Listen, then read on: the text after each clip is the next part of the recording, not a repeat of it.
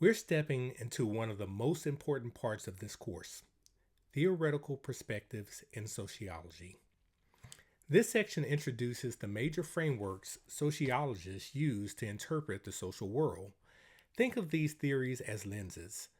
Each one helps you to see certain features of society clearly, but no single lens captures everything.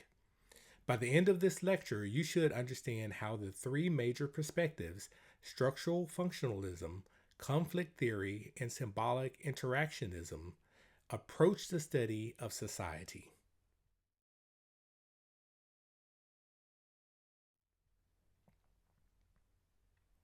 Conerly et al. Remind us that sociologists develop theories to explain social events, interactions, and patterns. A theory is not a guess, it is a systematic explanation supported by research and observation. Theories help sociologists interpret complex social behavior and make sense of why societies operate the way they do. You can think of these theories as a map. Without a map, social life can feel overwhelming. A good theoretical perspective helps organize the chaos and points us toward meaningful questions.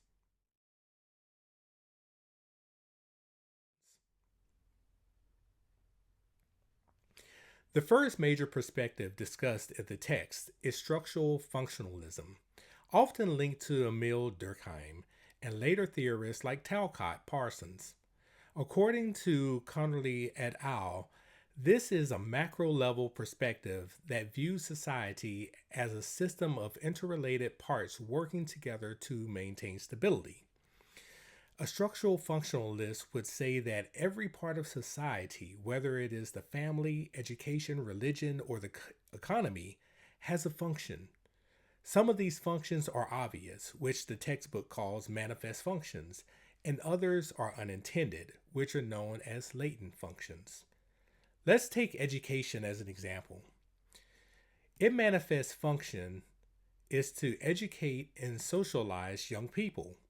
Its latent functions might include building peer networks or keeping young adults out of the full time labor force. According to structural functionalism, society works best when these different parts operate smoothly and contribute to overall social order. When a part of the system breaks down, social instability increases. This perspective pays close attention to large scale patterns and the roles that institutions play in keeping society cohesive.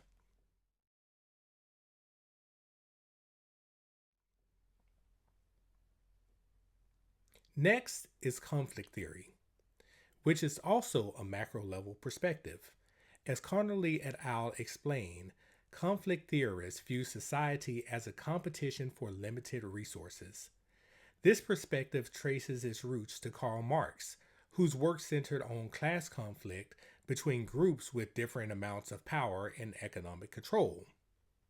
Conflict theorists argue that social institutions, instead of working harmoniously, often reinforce inequalities. For example, they would examine how education reproduces class advantages or how laws may serve the interests of powerful groups more than others. While structural functionalists emphasize stability, conflict theorists emphasize power, inequality, and social change. They study issues like race, gender, class, and political struggle, asking who benefits, who loses, and why. Modern branches of conflict theory include feminist theory and critical race theory. These frameworks examine how systems reinforce gender inequalities or racial hierarchies and how social change emerges from collective resistance.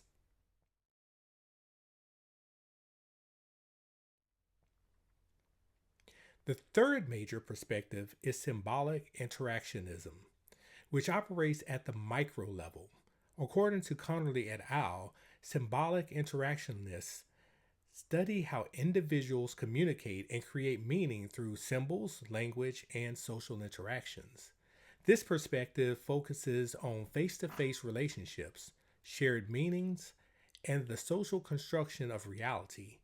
If structural functionalism looks at society from a bird's eye view, and conflict theory looks at society through the lens of inequality, symbolic interactionism examines the everyday interactions that shape identity, relationships, and culture.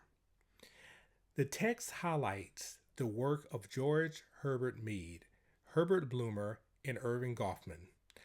Goffman, in particular, introduced dramaturgical analysis, a way of understanding social interaction through the metaphor of theater.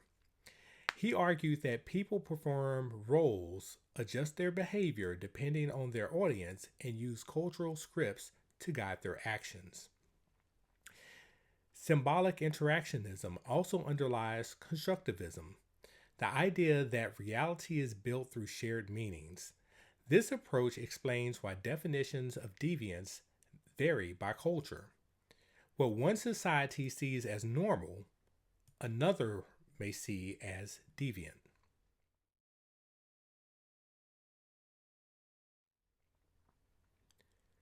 Conerly et al. Point out that these three theories do not compete as much as they complement one another. Each illuminates different aspects of social life. Structural functionalism highlights order and stability. Conflict theory reveals power and inequality. Symbolic interactionism shows how meaning and identity are created through interaction. Together, these perspectives offer a more complete understanding of society than any single approach could provide. For instance, imagine studying the minimum wage. A structural functionalist might ask how wages support social stability. A conflict theorist might examine how wages reflect class struggle.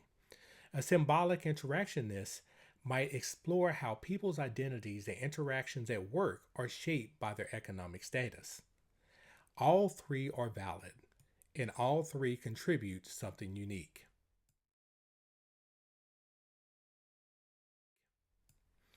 Theoretical perspectives are essential tools in sociology.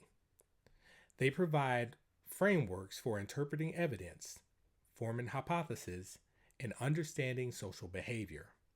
As you continue through this course, you'll use these theories to analyze social institutions, inequality, culture, and everyday interactions.